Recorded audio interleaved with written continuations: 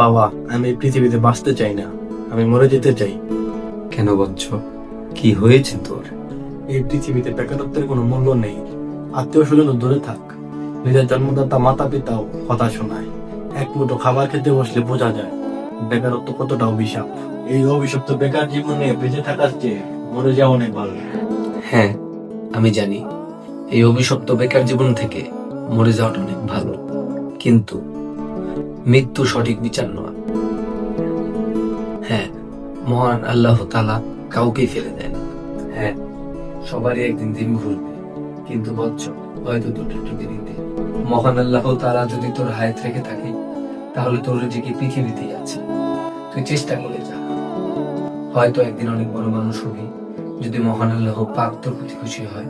হতে পারে যেদিন তুই অনেক বড় মানুষ হবি, তোর আত্মীয় স্বজন, তোর মাতা পিতা তোর কাছে আসবে, তোকে বাজান বাবা বলে ডাকবে। বচ্চ, আমার একটি কথা, তখন তুই তাদের ফিরিয়ে দিস না, তুই তাদের সব চাহিদাই পূরণ করিস।